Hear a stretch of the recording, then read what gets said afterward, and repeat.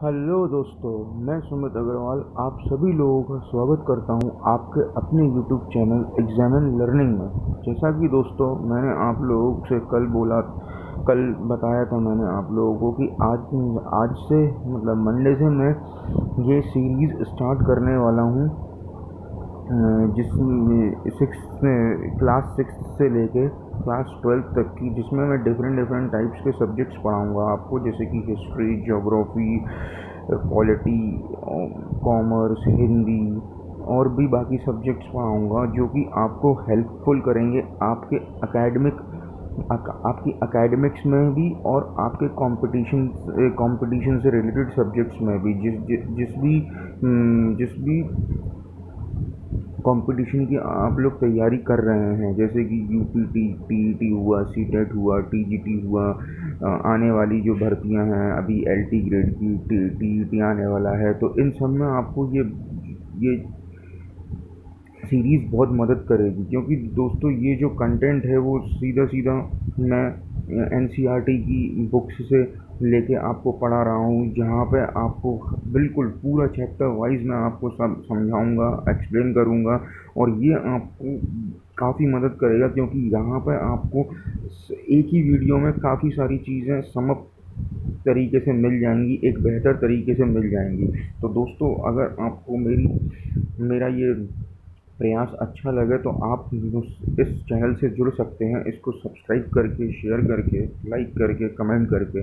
तो दोस्तों चलिए अब मैं अपना ये वीडियो शुरू करता हूँ। दोस्तों ये है हिस्ट्री लेक्चर का चैप्टर, क्लास 6 का चैप्टर 1 हिस्ट्री में क्या, कब, कहाँ और कैसे। दोस्तों आप सभी के मन में पहले ख्याल आया होगा कभी ना कभी, कैसे ना कैसे, कि मतलब जो पुराने ज़माने के लोग होते थे, हज़ारों साल पहले जो लोग रहते थे, वो किस तरह से रहते थे, कैसे अपना जीवन व्यतीत करते थे, और मतलब कि पानी हुआ, कपड़ा हुआ, खाना हुआ, मतलब उन्हें किस तरह से मिलता था। तो दोस्तों हम यही सब इस चैप्टर में जानेंगे। आइए चलिए दोस्तों स्टार्ट करते हैं। तो दोस्तों सबसे पहले राशिदा का सवाल। राशिदा एक लड़की है, उसने ऐसे ही एक सवाल किया।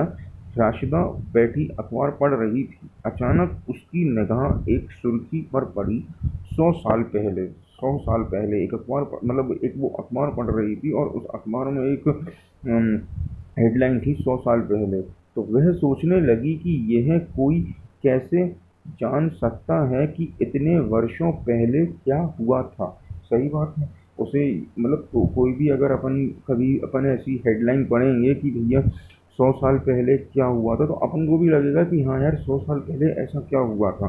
तो उसी के बारे में बताया गया है कि भैया हम कैसे पता लगाएं। तो कैसे पता लगाएं, यह जानने के लिए कल क्या हुआ था, हम क्या कर सकते हैं, अपन रेडियो सुन सकते हैं, टेलीविज़न देख सकते हैं, अखबार पढ़ सकते हैं। साथ ही यह जानने के लिए कि पिछले साल क्या हुआ था, आप किसी ऐसे व्यक्ति से बात कर सकते हैं जो उस समय से के बारे में या तो जानता हो, या फिर उस समय का मतलब हो, ठीक है, उस समय की स्थिति। लेकिन बहुत पहले क्या हुआ था यह कैसे जाना जा सकता है। अतीत के बारे में हम क्या जान सकते हैं। अब अतीत से हम क्या जान सकते हैं, अतीत के बारे में बहुत कुछ जाना जा सकता है। जैसे लोग क्या खाते थे, कैसे कपड़े पहनते थे, किस तरह के घरों में रहते थे। हम आखेट मतलब शिकारियों आखेटकों को शिकारियों मतलब जो शिकार करने जाते हैं, शिकारियों को बोलते हैं। पशुपालन, कृषि, शासकों, व्यापारियों, पुरोहितों, शिल्पकारों, कलाकारों, संगीतकारों या फिर वैज्ञानिकों के जीवन के बारे में जानकारियाँ हासिल कर सकते हैं। यही नहीं, हम यह भी पता कर सकते हैं कि उस समय बच्चे कौन से खेल खेलते थे, कौन सी कहानी सुना करते थे, कौन से नाटक देखा करते थे, या फिर कौन कौन से गीत गाते थे। ठीक है ना दोस्तों। तो हम अतीत के बारे में इतनी सब चीज़ें जान सकते हैं। ठीक है, इतनी कि वो कैसा खाना खाते थे, क्या कपड़े पहनते थे, शिकार विकार करते थे, पशु भी पाला करते थे, कृषि भी किया करते थे, व्यापार भी किया करते थे। शिल्पकार मतलब जो आर्टिस्ट होते हैं, मतलब शिल्पकार, कलाकार, संगीतकार या फिर वैज्ञानिकों के जीवन में काफ़ी सारी चीज़ें पता कर सकते हैं अपन, ठीक है। लोग कहाँ लोग कहाँ रहते थे, अब ये कैसे पता चलेगा लोग कहाँ रहते थे। तो मानचित्र फर्स्ट पेज 2 में नर्मदा नदी का पता लगाओ। ये एक ऐसे आपको एक असाइनमेंट सा है कि ये है एक मानचित्र, ये इसमें नर्मदा नदी कहाँ पे है, बच्चों को इन्वॉल्व करने के लिए उसको उनको इसमें नर्मदा नदी ढूंढनी है। ये देखिए दोस्तों, नर्मदा नदी, ये नर्मदा नदी ये रही दोस्तों। ये एमपी का एरिया है दोस्तों, ये एमपी का एरिया है, नर्मदा नदी एमपी का एरिया है दोस्तों ये।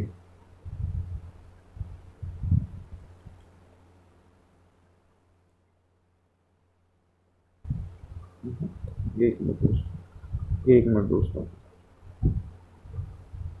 दोस्तों ये एमपी का एरिया है,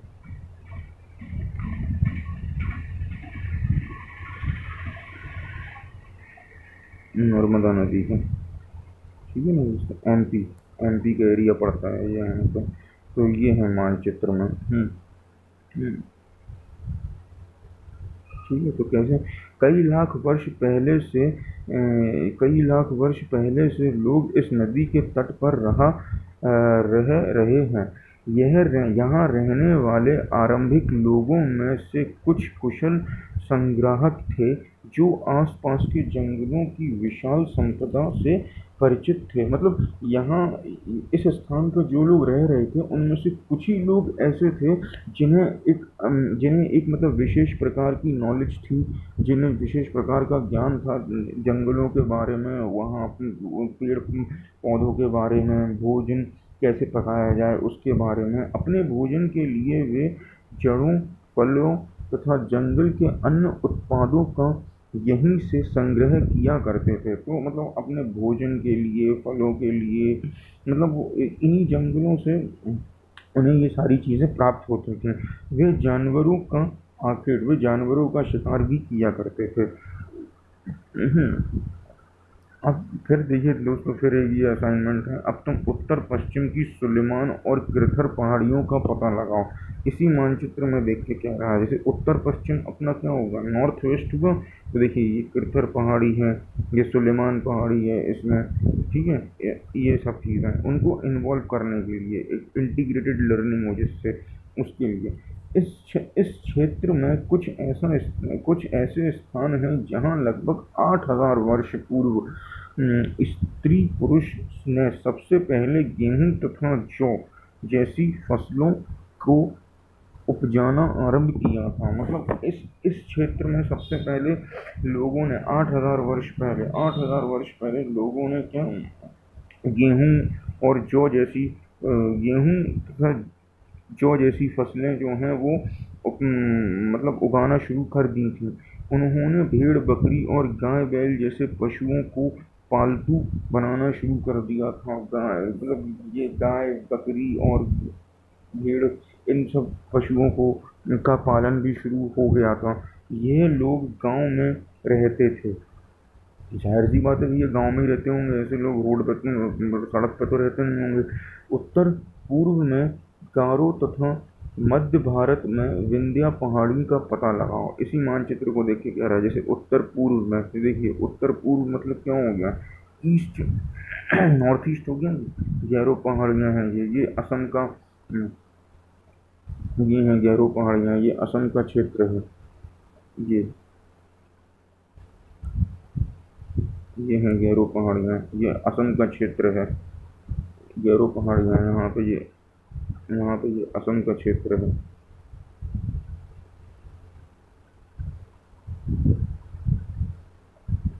असम का क्षेत्र है ये गैरो पहाड़ियाँ, ठीक है। और ठीक है, असम का क्षेत्र है। और ये देखिए, ये यहाँ पे विंध्याचल पहाड़ी है, ये भी एमपी में है। ये विंध्याचल पहाड़ी है, ये ये भी एमपी में है, विंध्याचल पहाड़ी।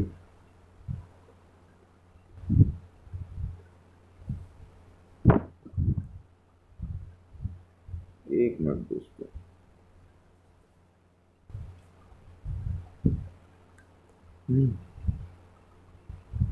ठीक है ना दोस्तों, ये विंध्याचल पहाड़ी है।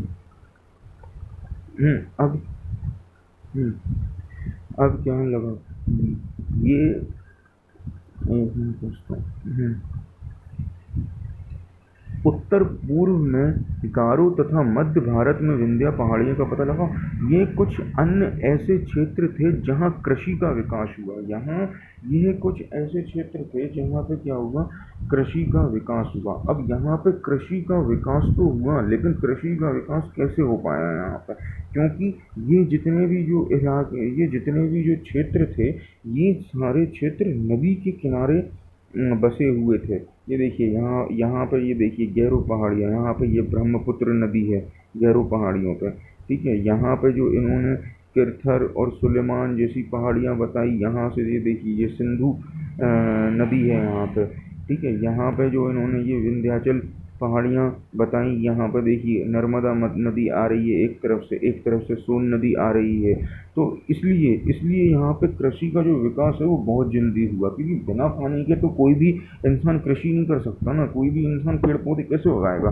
तो जहाँ सबसे पहले चावल उपजाया गया वे स्थान विंध्या के उत्तर में स्थित हैं। मतलब जहाँ सबसे पहले जो है क्या, चावल उगाया गया, वो विंध्या के उत्तर में। विंध्या के उत्तर मतलब ऊपर ऊपर तरफ चले जाते हैं यहाँ पर, यूपी तरफ, उस तरफ। ठीक है ना, विंध्या के उत्तर में स्थित हैं। अब दोस्तों और नीचे आ जाइए। ये दोस्तों देखिए पूरा मानचित्र है इसका। अब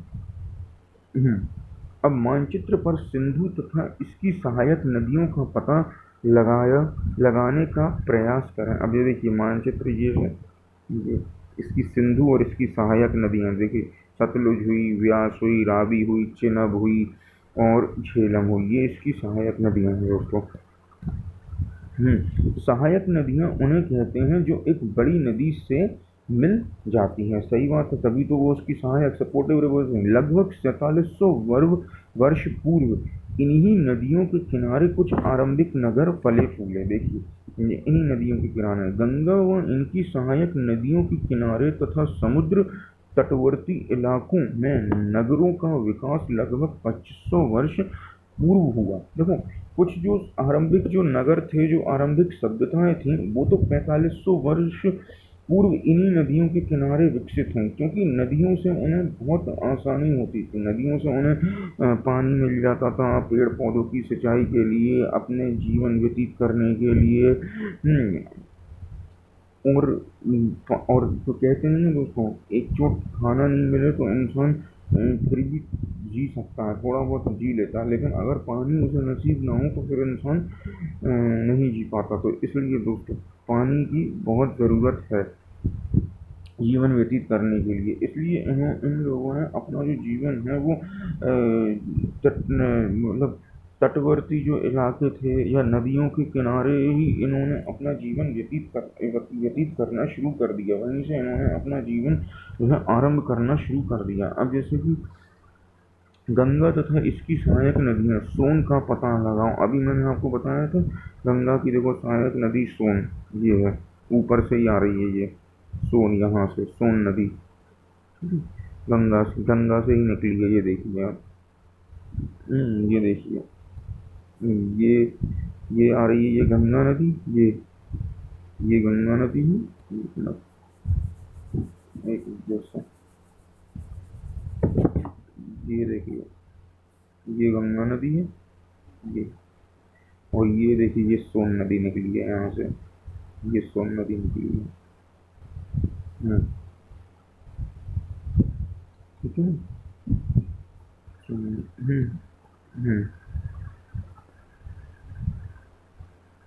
अब गंगा के दक्षिण में इन नदियों के आसपास का क्षेत्र प्राचीन काल में मगध, जैसे कि जो मगध बोला जाता था, सबसे विशाल क्षेत्र था मगध, और आज के समय में उस क्षेत्र को हम बिहार के नाम से जानते हैं।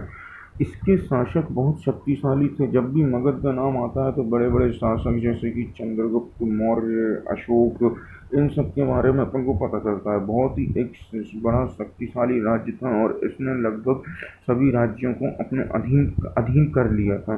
ठीक है ना, एक विशाल राज्य स्थापित किया। देश के अन्य हिस्सों में भी ऐसा राज्य ऐसे राज्य की स्थापना की गई थी। ठीक है, लोगों ने सदैव उपमहाद्वीप के एक हिस्से से दूसरे हिस्से तक यात्रा की। उपमहाद्वीप का यहाँ पे मैं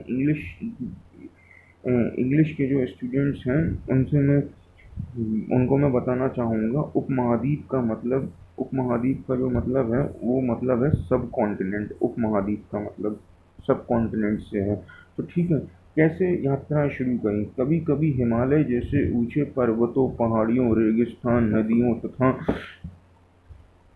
समुद्रों के कारण यात्रा जोखिम भरी होती थी। सही बात है। ठीक है,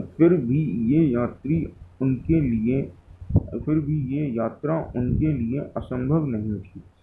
अतः कभी लोग काम की तलाश में तो कभी प्राकृतिक आपदाओं के कारण एक स्थान से दूसरे स्थान जाया करते थे। कभी कभी सेनाएं दूसरे क्षेत्रों पर विजय हासिल करने के लिए जाती थीं। इसके अतिरिक्त व्यापारी कभी काफिले में तो कभी जहाजों में अपने साथ मूल्यवान वस्तुएं लेकर एक स्थान से दूसरे स्थान जाते रहते थे। तो आपने देखा दोस्तों, पहले जो लोग यात्रा करते थे वो एकदम उनकी यात्रा जो थी वो उनके मतलब उनकी जो यात्रा थी वो किसी चीज़ पर डिपेंड नहीं थी।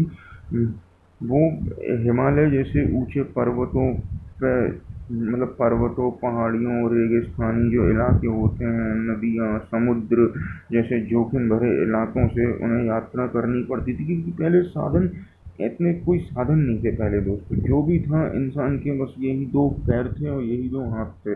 उन्हें हर काम इन्हीं दोनों से करना होता था। कोई ऐसे साधन नहीं थे, कोई गाड़ी घोड़े नहीं थे। तो जो भी चीज़ें थी उन्हें इसी अपने ही दम पे और अपने ही उससे करनी पड़ती थी उन्हें। फिर भी जो उनके लिए जो ये ऐसी यात्रा थी वो असंभव इसलिए नहीं थी क्योंकि अगर इंसान को जीना है, खाना है, पीना है, कुछ कमाना है तो उसे उसे अपना जीवन उस तरह से उसको अपने जीवन को उस तरह से ढालना पड़ता है, उस तरह से उसे जीना पड़ता है। तो वैसे उनके लिए भी कोई चीज़ असंभव नहीं थी। अतः कभी लोग काम की तलाश में तो कभी प्राकृतिक आपदाओं के कारण, जैसे कि प्राकृतिक आपदा मतलब नेचुरल क्लैमिटी जो हो जाती है, जैसे कि बाढ़ का आना या कुछ कभी कुछ ज़्यादा ही नेचुरल कैलेमिटी आप समझते हैं ना, जैसे बाढ़ का आना और भूकंप भूकंप आ जाना, उस तरह का तो उस तरह उसके हिसाब से भी लोगों को एक स्थान से दूसरे स्थान पर जाना पड़ता था। कभी कभी सेनाएं दूसरे क्षेत्रों पर विजय हासिल करने के लिए जाती थीं। इसके अतिरिक्त व्यापारी कभी काफिले में, काफिला मतलब एक ग्रुप ऑफ पीपल, या फिर कभी जहाज़ों में अपने साथ मूल्यवान वस्तुएं लेकर एक स्थान से दूसरे स्थान जाते रहते थे। धार्मिक गुरु लोग शिक्षा देने के लिए, सलाह देने के लिए एक गांव से दूसरे गांव, कस्बे, इन जगह पर जाया करते थे। कुछ लोग नए और रोचक स्थानों को खोजने की चाह में उत्सुकतावश भी यात्रा किया करते थे। कुछ लोग जो ट्रैवलर्स होते हैं, टूरिज्म और ट्रैवलर वाले आ गए हैं यहाँ पर। इन सभी यात्राओं से लोगों को एक दूसरे के विचारों को जानने का अवसर मिलता था। सही बात है, विचारों को भी जानना, कल्चर को भी जानना, वहाँ के रहन सहन को जानना अपन ही है। अपन क्यों घूमने फिरने जाते हैं?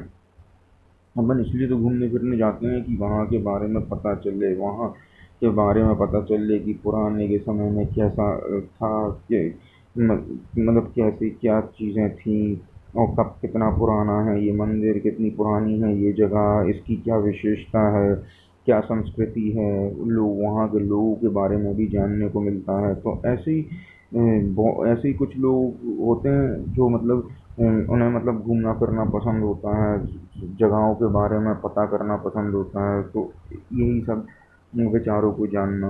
आज लोग यात्राएं क्यों करते हैं? अब हम लोग जो हैं यात्राएं क्यों करते हैं? एक बार फिर से मानचित्र एक को देखें। देखो, पहाड़ियाँ, पर्वत और समुद्र इस उपमहाद्वीप की प्राकृतिक सीमा का निर्माण करते हैं, ठीक है। सही बात है। हालांकि लोगों के लिए इन सीमाओं को पार करना आसान नहीं था। सही बात है यार।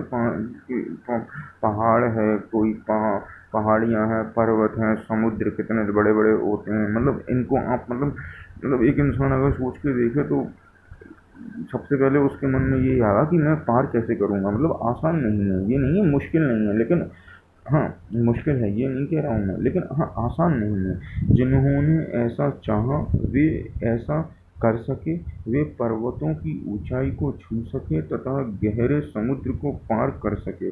उपमहाद्वीप के बारे में भी यहाँ कुछ लोग यहाँ आए और यहीं बस गए। उपमहाद्वीप के बाहर ठीक लोगों के इस आवागमन ने हमारी सांस्कृतिक परंपराओं को समृद्ध किया। कई सौ वर्षों से लोग पत्थर को तराशने, संगीत रचने और यहाँ तक कि भोजन बनाने के नए तरीकों के बारे में एक दूसरे के विचारों को अपनाते रहे हैं। जब जैसे ही आवागमन शुरू हो गया तो लोगों जैसे ही आवागमन शुरू हो गया तो लोग एक स्थान से दूसरे स्थान पर जाने लगे। उन्हें लोग मतलब सांस्कृतिक परंपराओं और लोगों के बारे में जानने लगे, तो उससे जो है वो एक दूसरे के विचारों का आदान प्रदान भी हुआ और मतलब कल्चर वल्चर के बारे में जानने लगे लोग। आवागमन से सांस्कृतिक जो परंपराएं हैं, कल्चर हैं, उनका भी विकास हुआ। कई सौ वर्षों से लोग पत्थर को तराशना, संगीत रचना, यहाँ तक कि भोजन बनाने के नए नए तरीके के बारे में एक दूसरे से जानने लगे, एक दूसरों के विचारों को अपनाने लगे। देश के नाम अपने देश के लिए हम प्राय इंडिया तथा भारत जैसे नामों का प्रयोग करते हैं। इंडिया शब्द इंडस से निकला है, जिसे संस्कृत में सिंधु कहा जाता है। तो इंडिया जो शब्द है वो इंडस से निकला है और इसको संस्कृत में हम सिंधु बोलते हैं। इंडस वही हमारी इंडस जो रिवर है, सिंधु नदी है जो। अपने एटलस में ईरान और यूनान का पता लगाओ। ईरान और यूनान का पता लगाओ। तो देखो दोस्तों, एटलस तो है नहीं, लेकिन फिर भी मैंने आपके लिए एक ये सुविधा उपलब्ध करी है गूगल मैप्स की।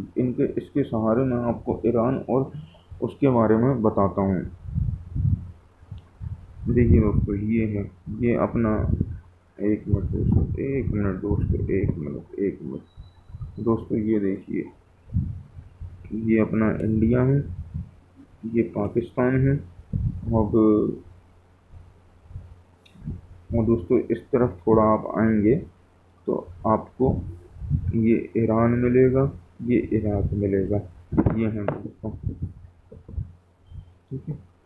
ये देखिए दोस्तों, India, Pakistan, Afghanistan, Iran, Iraq, यहाँ से दोस्तों पता लगता है, ठीक है दोस्तों। अब अपन अपने फिर से लेक्चर पे आ जाते हैं दोस्तों, ठीक है। ईरान और यूनान का पता लगा। लगभग 2500 वर्ष पूर्व उत्तर पश्चिम की ओर से आने वाले ईरानियों, उत्तर पश्चिम वही हो गया ना, नॉर्थ वेस्ट, इस तरफ का इलाका नॉर्थ वेस्ट, और यूनानियों ने सिंधु को हिंदोस अथवा इंदोस और इस नदी के पूर्व में स्थित भूमि प्रदेश को इंडिया कहा। मतलब जो यूनानी थे, जब वो इस तरफ भारत की तरफ आए तो उन्होंने सिंधु नदी को हिंदोस अथवा इंदोस कहा और इस नदी के पूर्व में स्थित भूमि को इंडिया कहा। इंडिया, इंडस से इंडिया बन गया, और सिंधु को उन्होंने हिंदोस या फिर इंडोस कहा। भारत नाम का प्रयोग उत्तर पश्चिम में रहने वाले, उत्तर पश्चिम मतलब क्या होगा दोस्तों, नॉर्थ वेस्ट में रहने वाले लोगों के एक समूह के लिए भरत नाम का प्रयोग, भरत नाम का प्रयोग उत्तर पश्चिम में रहने वाले लोगों के एक समूह के लिए किया जाता था। इस समूह का उल्लेख संस्कृत की आरंभिक लगभग 3500 वर्ष पुरानी कृति ऋग्वेद में भी लिखा मिलता है। मतलब इस नाम का मतलब इस नाम के बारे में हमें ऋग्वेद से भी पता चलता है। बाद में इसका प्रयोग देश के लिए होने लगा। भरत नाम से ही जो है हमारे भारत, इंडिया का नाम जो है वो बना। अतीत के बारे में कैसे जानें? फिर से, अतीत की जानकारी हम कई तरह से प्राप्त कर सकते हैं। इनमें से एक तरीका अतीत में लिखी गई पुस्तकों को ढूंढना और पढ़ना है।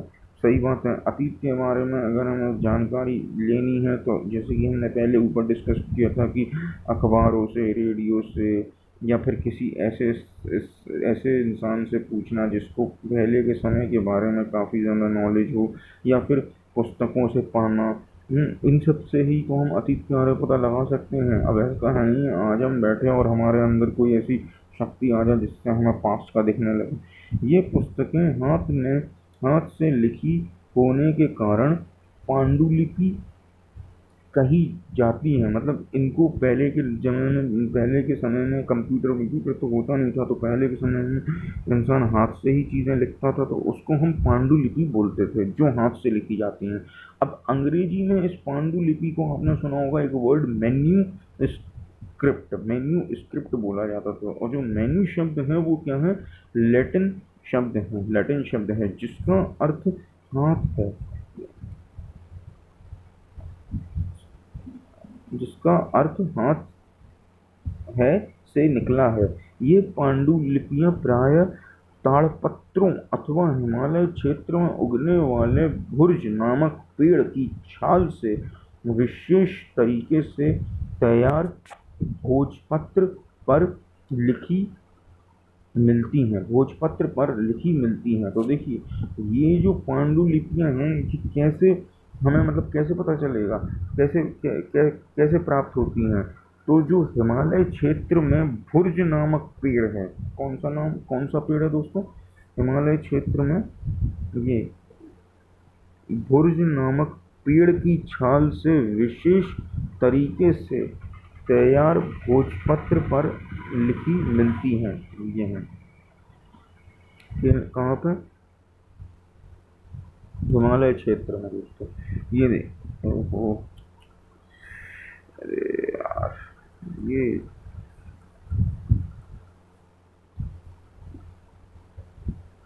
हिमालय क्षेत्र में दोस्तों, ये देखिए दोस्तों,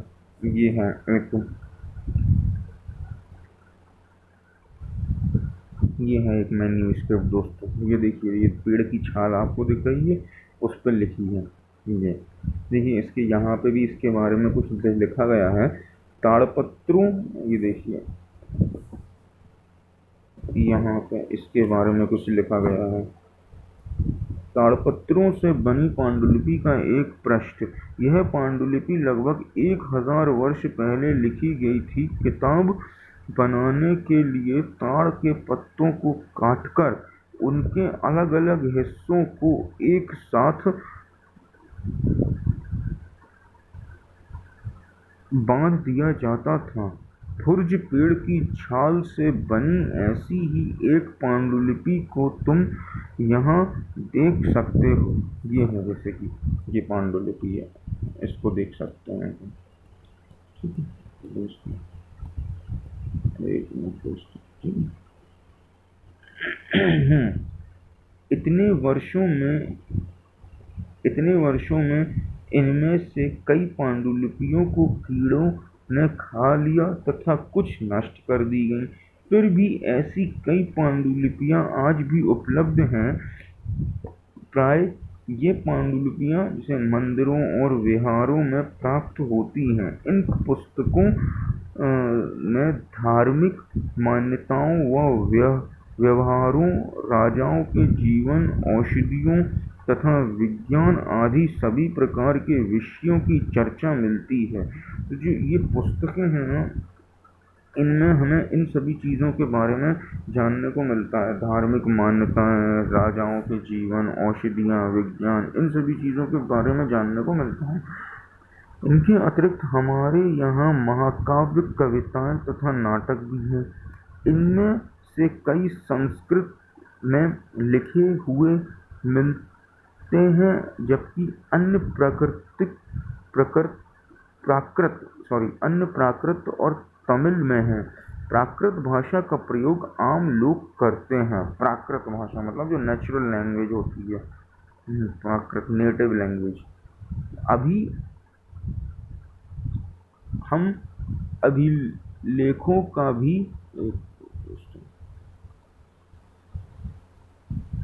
दोस्तों मैं यहाँ से दोस्तों मैं आपको कल से पढ़ाना शुरू करूँगा। यहाँ से दोस्तों मैं कल से आपको पढ़ाना शुरू करूँगा, क्योंकि दोस्तों वीडियो भी ज़्यादा लंबे हो रही है और दोस्तों हमारा ये चैप्टर कल ख़त्म हो जाएगा। दोस्तों ज़्यादा बड़ा चैप्टर है नहीं, इतना है चैप्टर दोस्तों। कल मैं इसको पूरा ख़त्म करूँगा, फिर अपन इसके ये एक्सरसाइज है वो सॉल्व करेंगे दोस्तों। और जैसे जैसे दोस्तों चैप्टर ख़त्म होता जाएगा, मैं आपको इस चैप्टर्स पर कुछ वन लाइनर्स और कुछ फिल इन द ब्लैंक्स दूंगा इस पूरे चैप्टर से रिलेटेड, जिससे कि आपको इस चैप्टर का कॉन्सेप्ट बहुत अच्छे से तैयार हो जाएगा और बहुत ही अच्छे से दोस्तों मैं आप लोगों को पढ़ाऊँगा। क्योंकि दोस्तों ये जो बुक्स हैं, मटेरियल है, ये एक बहुत अच्छा रिसोर्स है, एक समप है सारी चीज़ों का। आपको कहीं पे आपको चीज़ें ढूंढनी नहीं पड़ेंगी, सारी चीज़ें यहीं से आपको प्रोवाइड करा दी जाएंगी। जैसे जैसे जो चैप्टर्स ख़त्म होते जाएंगे, मैं उन सभी चैप्टर्स पर एक पूरा मतलब उनके पूरे फिल इन द ब्लैंक्स वगैरह सब बना दूंगा, सब आपको बना के प्रोवाइड कराऊंगा इसी चैनल पर दोस्तों। तो अगर आपको मेरा ये वीडियो अच्छा लगा है दोस्तों, तो आप इसको शेयर कर सकते हैं, सब्सक्राइब कर सकते हैं दोस्तों, लाइक कर सकते हैं और कमेंट कर सकते हैं दोस्तों। सब्सक्राइब ज़रूर करिएगा। इस वीडियो का दोस्तों लाभ ज़्यादा से ज़्यादा लोगों को मिलेगा तो मुझे भी बहुत अच्छा लगेगा, और आप लोगों को भी एक अपने आप में मतलब एक बहुत अच्छा फील होगा। जो लोग दोस्तों नहीं फीस वीस दे पाते, नहीं जाके पढ़ पाते, वो लोग, उनके लिए दोस्तों एक ये बहुत अच्छा माध्यम है।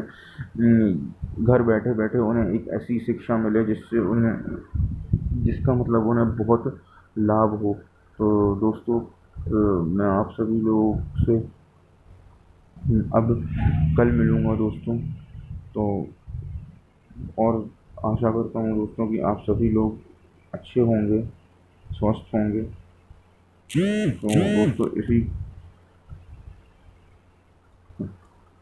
दोस्तों जय हिंद दोस्तों, बाय, कल मिलते हैं दोस्तों।